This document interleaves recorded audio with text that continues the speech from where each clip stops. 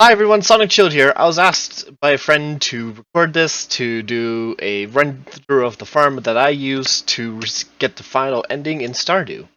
Let it be clear that this farm is what I use to work for me. It's not the perfect farm, but it's what worked.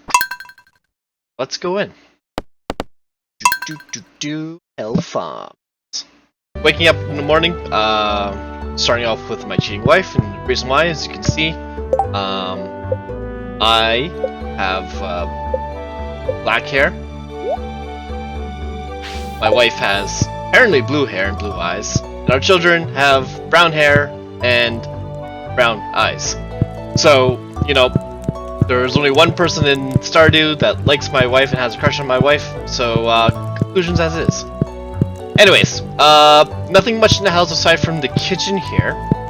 What we did here in the kitchen is that I did put basically extra chests around the kitchen area, just to fill it up with food that I was going to use to get the crafting, or the cook everything recipe. Downstairs here, this is my money maker. This is all the casks I have that I use to make wine, basically. Every 2 seasons I empty it out, basically.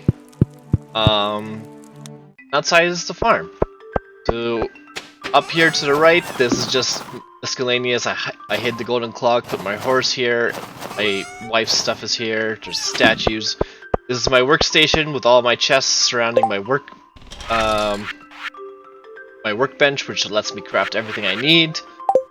As well as various statues that I just casually pick them as I go by. Then over here, I put furnaces all around my workbench, basically with the idea that I can just grab whatever material I need.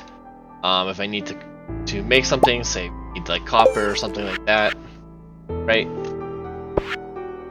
And I would just put it in, hold the right mouse button if I had stuff, and I would just line it through.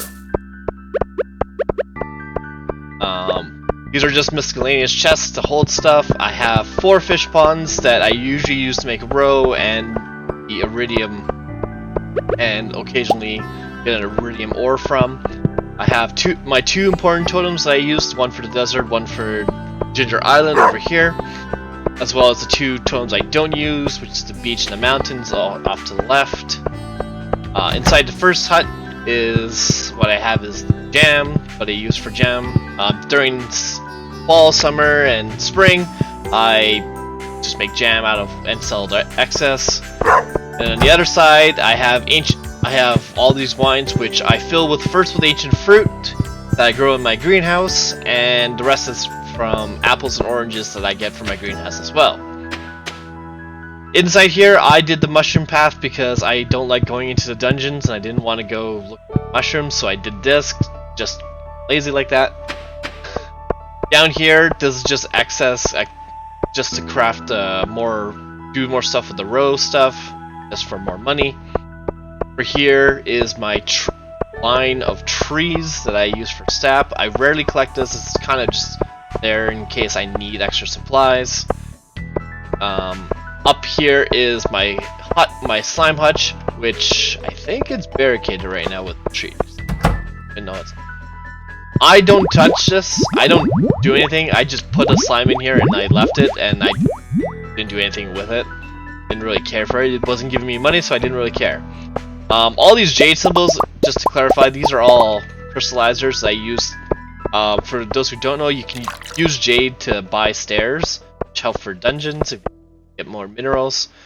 My beehive section, in the middle here, I put a flower, and then it populates all of the beehives around it, basically. Makes honey throughout every once in a while. This is my main farm, so each area is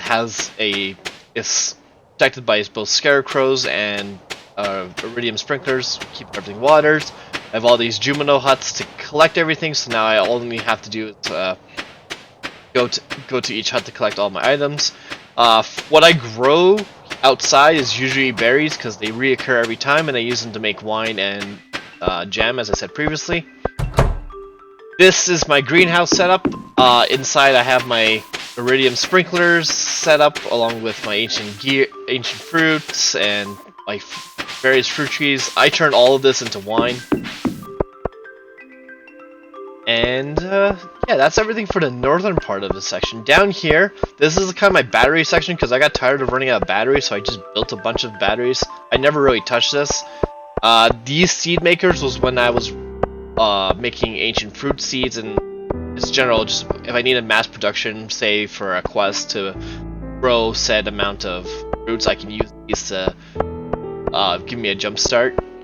This little patch here, this is a little just in case I need to grow something, say for a quest, for example, and this is my main farm's already used. I can just quickly till this and start growing stuff. The rest of this down space area I didn't really use. I kind of just left it with the hopes that, you know, during the springtime when trees form and everything, it's wood.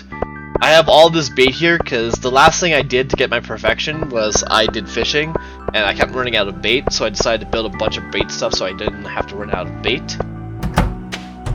Inside here, this is my farms. I have 2 barns, 2 chicken coops. I tend to leave the trees and whatnot because it kind of just makes it look nice, and then I have 1 silo here that I fill up I think every week with hay. Inside the barns, we have the usual, the heater, the makers, the supply collector right here that collects everything for me.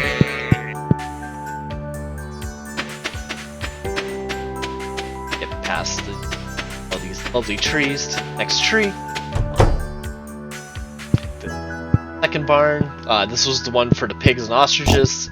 So I had the mayo machines for the ostriches, and then I have the truffle oil for the pigs side. And then I got all the chickens and ducks here on this side, just for mayonnaise. And then on this side I have my dinosaurs and rabbits. I usually my order usually is to get the dinosaurs first, then it's literally going from left to right during the day when I enter the barns. So I go from left all the way to right, clearing out each of the inventories. And that's why, like, for example, this barn you'll see no mayonnaise making machine. They're all in this barn, and then so on, or in this cube, and then so on and so forth. Down here is a nifty little teleporter thing that I use to teleport back up to the north side because I am lazy. I will teleport if I can. And yeah, then we have that. My statue of perfection. And then farm number 2.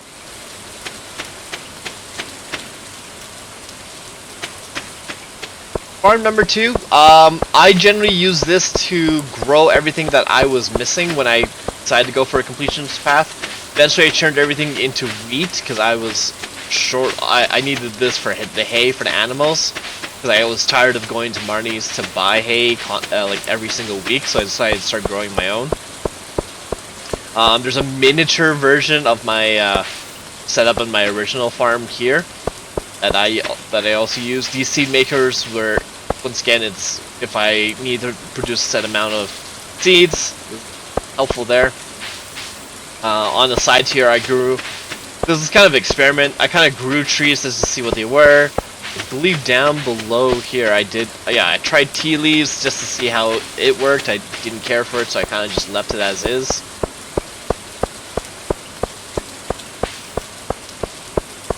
And yeah. And then this is inside the house. I didn't do much to my house, because I'm not going to live in this place. So I just converted it all into a wine converter and jam converter. This doesn't make ancient fruit or berry wine, because I didn't want to transfer them between the 2 farms. So it's kind of self-sustaining. Basically all of this is all these pineapples, and I've calculated enough so that these are the exact number of pineapples I need to fill up all the casks and jams in there, and then the rest I've changed all into hay basically. So that's my farm. I hope that helped. Like I said, it's not the best build, not the perfect build, but it's what I use to get perfection in Stardew. If you like this, like, comment, subscribe below. See you guys next time. Bye for now.